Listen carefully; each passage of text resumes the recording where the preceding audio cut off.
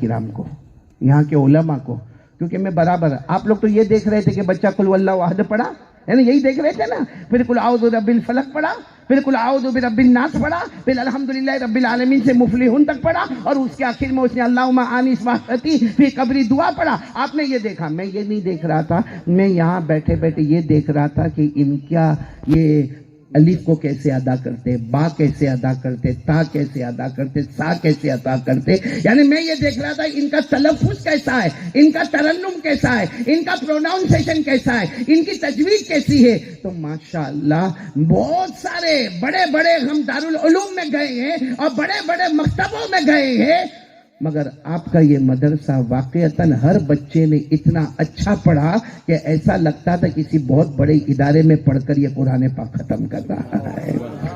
بہت خوشی ہوئی, اور یہ واقعتاً یہ کمال بچوں کا تو ہے, لیکن بچوں کے ساتھ ان کے ماں باپ کا بھی کمال ہے. آج یہ بچوں نے قرآن پاک مکمل کیا, اللہ نے اماں کی بھی مغفرت کر دی, بولو سبحان اللہ. اللہ نے ابا کی بھی مغفرت کر دی, سبحان اللہ. لیکن سب سے بڑا کمال اگر کوئی ہے بچے کا اور ماں باپ سے بھی زیادہ, وہ ان پڑھانے والے علماء کرام کا کمال ہے. واقعتاً یہ علماء, ہم ان کو کتنا بھی احسان ان کا مانے, میرے پیاروں میرے پیاروں میرے پیاروں, یہ علماء ہیں جنہوں نے ہمارے بچوں کو قرآن سکھایا. یہ علماء ہیں جنہوں نے ہمارے بچوں کو بتایا کہ کھانے سے پہلے کیا دعا پڑھنا, کھانے کے بعد کیا دعا پڑھنا, استنجے میں جائے تو کیا دعا پڑھنا, باہر آئے تو کیا دعا پڑھنا. ان علماء نے سکھایا کہ ہمارے بچوں کو کہ سنت کس کو کہتے ہیں, واجب کس کو کہتے ہیں, فرض کس کو کہتے ہیں, 5 کلمے کس کو کہتے ہیں, اسلام کی تعلیم کس کو کہتے ہیں. میں اگر قسم کھاؤں تو یہ غلط نہیں ہوگا, اگر یہ علماء نہ ہوتے ہمارے جنازے کی نماز پڑھانے والا بھی کوئی نہ ہوتا.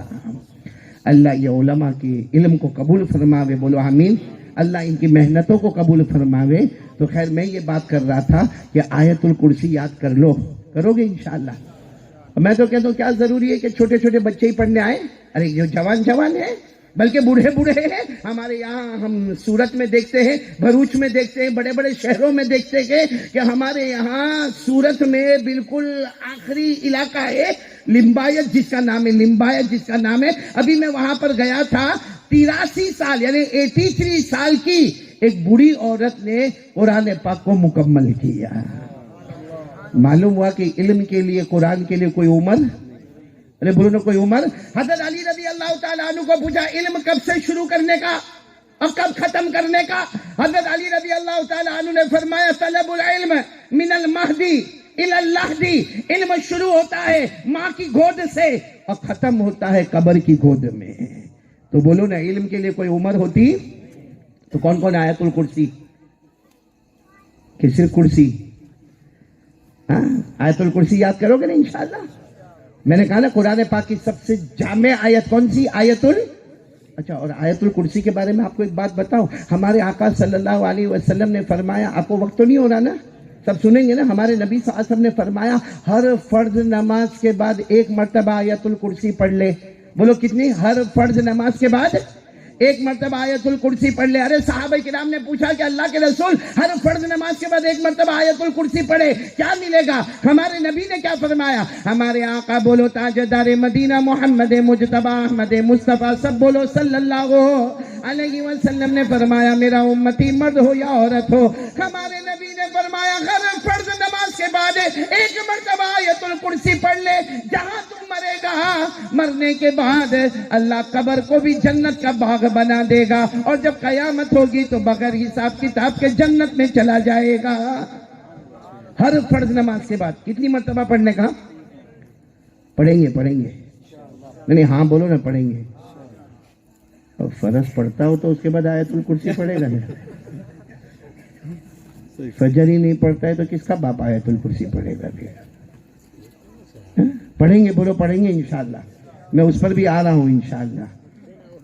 اور ایک بات اور بھی, بچی نام میں نے آپ کو بتایا حضرت, لیکن وہ فاطمہ نہیں, ہمارے نبی کی صاحبزادی اور بیٹی نہیں, یہ حضرت فاطمہ بنت قیس. بولو حضرت فاطمہ, یعنی ان کے ابا کا نام قیس اور ان کا نام کیا ہے؟ حضرت اچھا یہ ہے نا 17 سال کی. اور آپ کو بھی معلوم ہوگا ہمارے گاؤں میں 17, 18, 19 سال کی بچی ہوئے تو ماں باپ کو فکر ہوتی کہ رشتہ کب آئے گا, کیسا آئے گا, رشتہ اچھا آنا چاہیے, میری بیٹی دکھی نہیں ہونا چاہیے, سسرال اچھا ملنا چاہیے. بولو ہوتا ہے کہ نہیں ہوتا؟ بلکہ ہسبینڈ وائف دونوں بہت مرتبہ ڈسکس کرتے تھے کہ اپنی بیٹی جوان ہو گئی، 17-18 سال کی ہو گئی، اللہ کرے کوئی اچھی جگہ سے رشتہ آئے۔ اب حضرت فاطمہ مدینے پاک میں 2 جگہ سے رشتے آئے، بولو کتنی جگہ سے؟ ایک رشتہ آیا حضرت اسامہ، کس نے پیغام بھیجا؟ حضرت اسامہ۔ اور ایک جگہ سے پیغام آیا حضرت عبد الرحمن بن عوف۔ کتنی جگہ سے نکاح کے پیغام؟ یعنی ساتھ میں بولو گے اچھا لگے گا۔ یعنی گھر والے تو بڑے خوش ہو گئے کہ ہماری بیٹی 17-18 سال کی اور 2 جگہ سے نکاح کا پیغام آیا۔ حضرت اسامہ بھی کہتے ہیں کہ مجھے ان سے نکاح کرنا ہے، اور حضرت عبد الرحمن بن عوف بھی کہتے ہیں نکاح کرنا۔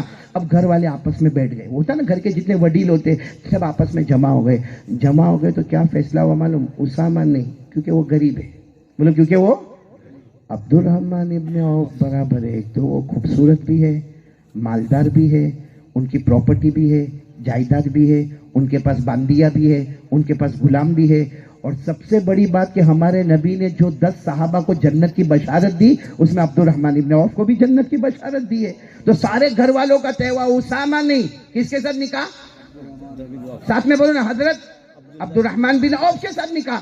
تو گھر والوں نے آپس میں کہا کہ ہم لوگ آپس میں ڈسکس کریں، لڑکی کو تو پوچھو بھائی، لڑکی کی مرضی تو معلوم کرو۔ تو سب گھر والے آئے، ابا اور پھوپا اور پھوپھی سب ساتھ میں جمع ہو گئے اور کہا بیٹی فاطمہ 2 جگہ سے تم کو پیغام آئے، ایک اسامہ اور ایک تم کو کہاں کرنا۔ ویسے گھر والوں نے بتا دیا، ہماری ڈسکس ہو گئی، ہم کو عبد الرحمن ابن عوف پسند ہے کیونکہ وہ مالدار ہے، زمین والے، جائیداد والے، کاروبار والے، تجارت والے، اور حضرت اسامہ کا تو کوئی اتنا خاص گھر بھی نہیں ہے، تو ہمارا ارادہ تو ہوا، لیکن بیٹی تمہاری مرضی پوچھنا۔ بیٹی نے کیا جواب دیا؟ بیٹی کو پوچھا حضرت اسامہ، بیٹی نے کہا نہیں۔ کہا عبد الرحمن، کہا نہیں۔ تو گھر والوں نے کہا بیٹی شادی کرنا نہیں کرنا؟ کرنا ہے۔ تو کہا یہ 2 میں سے کہاں کرنا ہے؟ کہا کیا آپ لوگوں نے قرآن نہیں پڑھا؟ اپنی مرضی نہیں ہوتی ہے، ہر معاملے میں رسول کی مرضی ہوتی ہے۔ جاؤ، ہمارے نبی موجود ہیں، ان کو جا کر پوچھو، وہ جو کہے وہ میرا فیصلہ ہے۔ اچھا، گھر والوں نے کہا اچھا ایسی بات ہے، یعنی اللہ کے رسول صلی اللہ علیہ وسلم جو کہیں گے وہ ہم کریں گے۔ ہاں، تو کہا ٹھیک ہے۔ اب وہ سارے گھر والے جناب نبی کریم صلی اللہ علیہ وسلم کے پاس گئے، اور آپ کو معلوم ہے نا، کبھی یہاں پر بھی کسی مفتی کے پاس جانا ہو تو پہلے بیک گراؤنڈ بنا لیتے۔ اب وہ گھر والے بھی سب گئے اور جا کر سیدھا ہمارے نبی کو کہا کہ ہماری بیٹی جوان ہو گئی، ماشاءاللہ، فاطمہ نام ہے، اور 2 جگہ سے رشتہ آیا ہے۔ حضرت اسامہ نے بھی بھیجا، حضرت عبد الرحمن ابن عوف نے بھی بھیجا، اور گھر والوں نے بہت دیر تک کہا کہ ہمارے نبی، ہمارا مشورہ ہو گیا۔ ہم کو اسامہ کا برابر نہیں معلوم ہوتا، کہاں کا رشتہ برابر معلوم ہوتا؟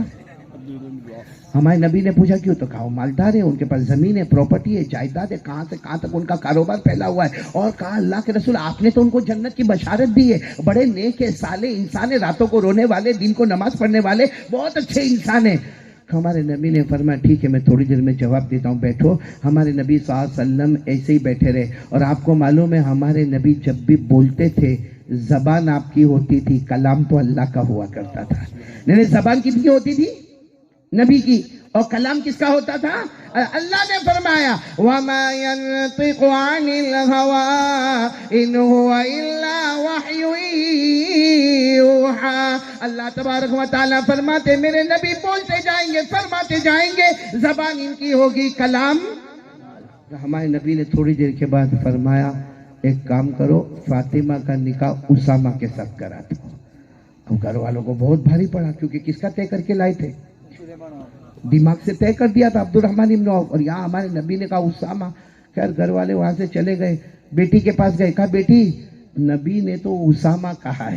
دیکھو، نبی نے تو، گھر والوں نے صاف بات کہی، نبی نے تو اسامہ کہا، مگر ہمارا دل ہے کہ تیرا نکاح عبد الرحمن ابن عوف کے ساتھ ہو جاوے، باپ کہے ماں کہے، ہم لوگ تیرے ماں باپ ہے نا، ہمارا جی چاہتا کہ نکاح تیرا عبد الرحمن ابن عوف کے ساتھ۔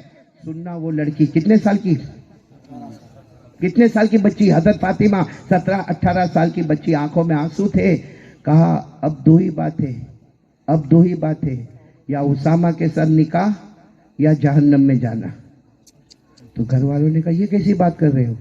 کہا قرآن میں لکھا ہے، قرآن میں لکھا ہے کہ جب نبی کہہ دے وہ مرضی آگے، اپنی مرضی پیچھے۔ اب اگر میرا نکاح عبد الرحمن کے ساتھ کراتے ہو، حالانکہ میرے نبی نے کہا نہیں، اور عبد الرحمن بے شک بہت اچھے آدمی ہے، لیکن نبی نے ان کا نام لیا نہیں ہے، تو اس کا مطلب ہے نبی کی مرضی اب پیچھے، ہماری مرضی آگے، اور قرآن میں لکھا ہے وہ جہنمی ہے، قرآن میں لکھا ہے وہ یہ قرآن میں لکھا، میں آپ کو پڑھ کے سناتا ہوں، پارہ نمبر 22، اللہ نے فرمایا وَمَا كَانَ لِمُؤْمِنٍ وَلَا مُؤْمِنَةٍ إِذَا قَضَى اللَّهُ وَرَسُولُهُ أَمْرًا أَن يَكُونَ لَهُمُ الْخِيَرَةُ مِنْ أَمْرِهِمْ وَمَن يَعْصِ اللَّهَ وَرَسُولَهُ فَقَدْ ضَلَّ ضَلَالًا مُبِينًا۔ اللہ فرماتے کوئی ایمان والا مرد ہو یا بولو ایمان والی عورت ہو، اللہ رسول کی مرضی، پورا مجمع بولے گا کوٹیج والے، اللہ رسول کی مرضی آگے، اپنی مرضی پیچھے، جنتی ہو گیا۔ بولو کیا ہو گیا؟ اور اگر اپنی مرضی آگے، اللہ رسول کی مرضی پیچھے، بولو جہنمی ہو گیا۔ وہ 17 سال کی بچی کہتی میرے نبی کی مرضی اسامہ، ہماری مرضی پیچھے، جنتی ہو گئے۔ اور اگر تم کہتے ہو عبد الرحمن ابن عوف، اس کا مطلب ہم سب کی مرضی آگے ہو گئی، مصطفیٰ کی مرضی پیچھے ہو گئی، جہنم کے سوا کوئی راستہ نہیں ہوگا۔ میرے فوٹیج والوں، اللہ کا کرم، وہ بچی کا ایسا بیان دینا، کچھ ہی دن میں اسامہ کے ساتھ نکاح ہوئے، اور نکاح پڑھانے والے خود محمد رسول اللہ صلی اللہ علیہ وسلم تھے۔